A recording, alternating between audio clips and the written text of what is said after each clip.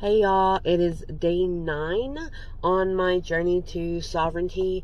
I am actually out of work today. I was out yesterday. I have bronchitis and, just have been coughing and dealing with all of that. I did take the opportunity because now that my fever has broken and I'm feeling better, I have painted some on some of the craft stuff that I make. So I feel good because I've made progress to it. My website is almost completely done. I just need to get pictures of the items that I've recently made so I can upload them to the website as things that are available for purchase, and then just start really promoting myself so that I can step more fully into working for myself. I don't mind if creating items and selling items is how I support myself, because I do feel very artistic, I do feel very creative, and I love that outlet. And I just want to really be, led by my team, by my guides, by spirit, in how I'm best able to serve. I don't necessarily feel that my creations serve a purpose other than beauty, other than expression for me. But some of the items that I want to make that I haven't are going to be more intentionally based. So for me, those will have more of a purpose and not just an item to sell. It's Christmas season here. We just passed Thanksgiving Day, so I don't have too many updates other than, we were ill. We kind of just laid low. We did get lights up on the house, which is what stirred up the bronchitis because it was still kind of chilly and, smart moves and all that. But my son wanted blue Christmas lights on the house, and I love him. And it makes him smile, it makes him laugh. And, my family is a very important value for me. So that was a whole day's ordeal that obviously could have been spent making up hours at my job, or putting in more time towards my website or my creations or my crafting or whatever. But what we were able to accomplish and the joy in seeing his excitement made it so much worth the fact that I didn't have money come in that day. So I'm happy with that decision. I very much felt into that. Now, I don't know if you are into human design. It is something that I recently went down a small rabbit hole with, and I am a generator in your standard type. I'm an alchemist in quantum human design, and I really love the wording of quantum human design more, because I am an alchemist. I am able to turn pain into, power, into pleasure, into all these things, like lead into gold, right? That's the whole purpose of the alchemy. I've always been able to transmute my losses into wins in some way, shape, or form, even if it's just by acknowledging the lesson that I learned from them. And I have had a very big series of growth, which, yes, physically it's bronchitis. I also feel that a huge part of it is just ascension and shedding things within my system that are not serving me. I've had some pretty big mindset shifts around money, around the mother wound for me, that have just really granted me a sense of peace with certain things in my life that I felt like I had no control over. And just taking the time to look at it differently and really process why I was still hurt and why I was still believing certain things has really granted me an internal freedom. And then I, kind of got ill right after that. So for me, it's very much still in tune. I don't mind the being ill, the being sick, the purging of whatever this is. I don't mind it at all. I know that it's just serving a purpose, right? It's getting crap out of my body, or it's building up my immune system for the next round of crap that's going to come through, or however you look at health. And I don't mind that I'm off. That I don't have a passion there. My favorite employee, the girl I shared an office with, actually walked out yesterday because of how the bosses were treating her. And there's 3 of us that have been talking about leaving because of how we're being treated. And she was not the one that I thought would go first. I thought she would go last. So for the fact that she got to that point and stood up for herself, I was so fucking proud. I am still so proud, and I am just inspired by her just knowing her worth and being willing to say, this is not it. is fabulous. It's huge. And so when I go back tomorrow, of course, that means there's going to be extra shit for me, but I also know I'm on my way out. And I want to help them be on their feet as much as possible before I'm gone. But at the same time, I know that I don't have a drive or passion for that. I like to help and I like to serve others, so I think that's why I haven't just walked out and quit.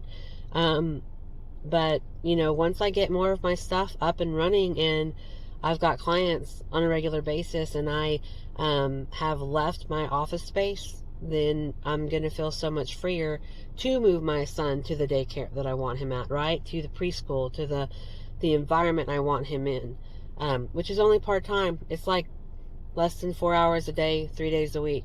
So he will go and learn curriculum with them, but then I will still have him the majority of time to help teach him.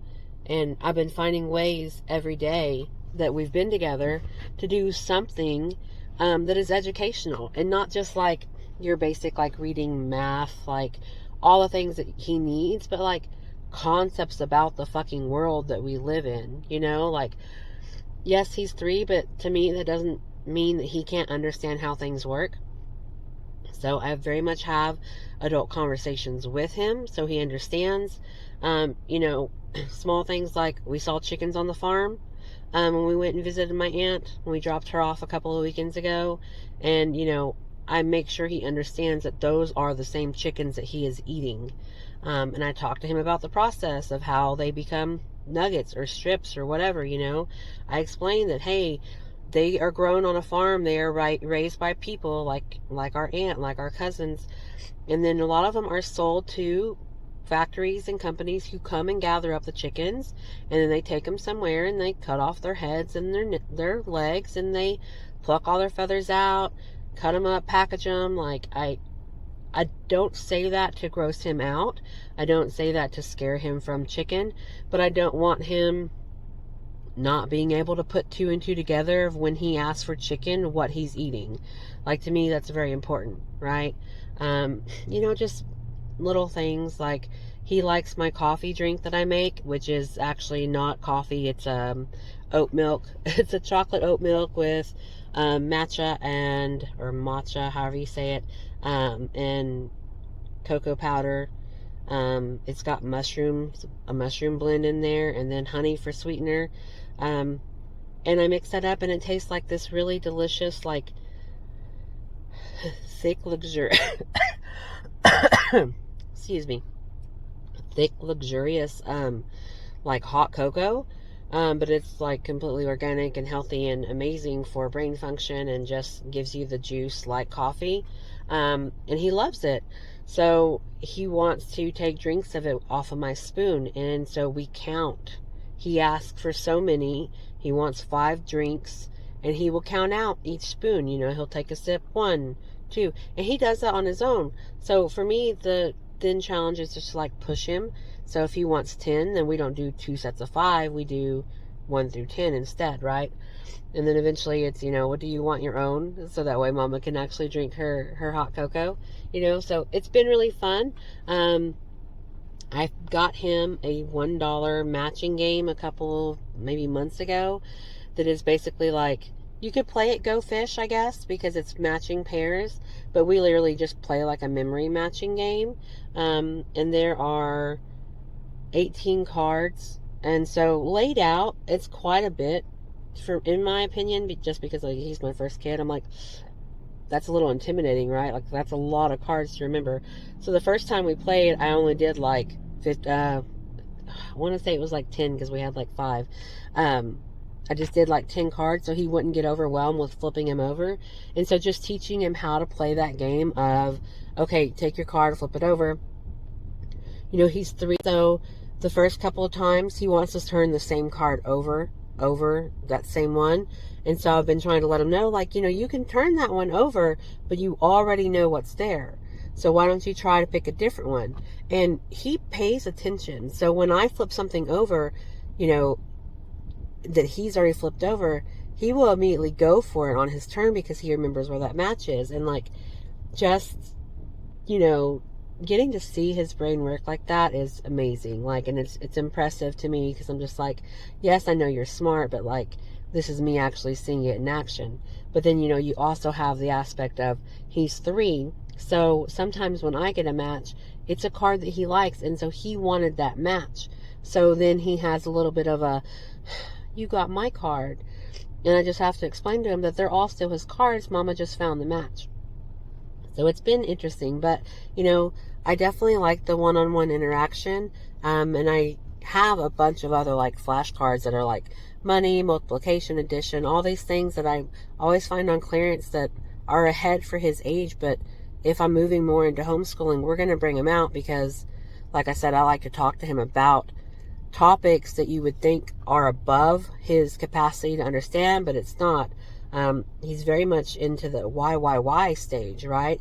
And not only that, if he's in the same room and 2 other people are talking, he's listening and he's picking up what we're talking about, but he asks. He'll say, Mama, are you talking about Connor? Or Mama, what are y'all talking about? So he's still paying attention to everything that's going on around him. And so I'm just really trying to incorporate and find ways to continue educating him, continue enjoying my time with him and making sure that I'm making the most of it while he is still such a huge sponge. And then just, trying to find time to play and enjoy our time together. It's just, I've been off work now a full week because I was out last Tuesday with him being sick. I'm out yesterday and today with me being sick. And it's been so nice. Like, there's been no pressure like on us getting up. He gets to enjoy his mornings. We get to kind of settle into a routine. And it makes it harder with us, like, obviously going back to school and back to work to get back into that routine. But we're not for the hustle and bustle of fighting people on the way to town. Like, I'm over that life. Like, I very much value my time. I very much want to be able to enjoy life. Like, I'm just at that point where it's not worth it for me to go do something I don't enjoy doing for the majority of my day, to come home stressed and upset at how my day was spent or what happened that pissed me off, to only get a small amount of time and interaction with my son, who may have had a bad day as well. And then it's just, the basics of like, still having to like cook dinner and like do baths and get ready for bed to start all over again. And before you know it, the week's gone. Like, I'm done with that life. Like, I am so ready for a life that is based on freedom of time, freedom of how I want to put my energy, freedom of who I get to connect with, who I get in contact with, who I get to serve, who I get to help. That's where my focus is. So today I told myself was a rich bitch day, which for me is a day where I go and I act and I embody what it's going to be like when I am a rich bitch and I don't have to worry about anything like that. So I came and dropped off my heart monitor to be sent back to the insurance company. I got money from my account so I can go pay off my rent for December in the office. And then, I thought, well, maybe I'm going to go by Hobby Lobby to look at some crafts because there's some stuff I want to make and I feel like I need something else. But I'm trying not to do that. Not because I don't want to spend money, but because my habit, my tendency, something that is on my shit list that I am working on through my program is always feeling like I don't have what I need to get done, what I want to get done. There's always something more that I think I have to do what I want to do. And it's not the case. I have been able to make beautiful projects. I have been able to make wonderful things with what I have. I'm just not doing that because I think, oh, I need this. Or, oh, wait, this would help. And it may, but it doesn't mean I can't do it. So that's a form of procrastination for me that I am trying to break. I did invest in a new sewing machine, and I am super excited about it. I got an amazing deal on it. It was like a $380 machine that was on Black Friday sale for $179 at Joann's. Plus, Klarna had a deal with them where you could obviously do payments on anything over $50. Guys, they also had a special Klarna did where if I purchased through them and did the payout over 4 pay periods, they took off another $50. So I got my machine for like $148, and then after taxes and all that crap, it was like $190 something, so right under $200. But I'm only paying like $36. Well, it's $148 total. Sorry, the $194 was Joanne and taxes. But after Klarna applied their discount, it was $148 because I'm only paying like $36 a paycheck. So in, 2 months it'll be paid off. And it's computerized. It's got a cute little design. It's both beginner and then more advanced because I didn't want to limit myself and get just a beginner machine and then be mad when I couldn't do more or I was ready to grow into that. Because one of the things that I want to offer is sewn items. I want to offer altar cloths. I want to offer pillowcases that are like cute and spiritual and funky, witchy designs. Like I know there's a market for that. And not only that, it's not necessarily about there being a market. It's about shit that I like that I don't see or that I do see that's not available that I know I can make. So that's where I'm at. But, I'm stoked. I want to get back today so I have time to mess with that before I pick up my son from school because Now, here's the tricky thing. It's not that I don't want him to know what my sewing machine is. It's that I would like time to learn how to use it before I have him there asking questions. Before I have him there trying to touch it because I know he's going to be fascinated with it. And as a child from the 80s, there is like one Chucky movie where there is like, I think an aunt or somebody that they're staying with. Anyways, I'm pretty sure I remember him like sewing her fingers and killing her somehow with the sewing machine. And so like that's a trauma that I fucking have, right? Like that's a fear. So like I'm extra careful about that. And of course like my son being 3 and like grabby hands, like I just want to know that I can handle it confidently. I just want to know that like I have the know-how on the machine before I show him because he's going to want to do it.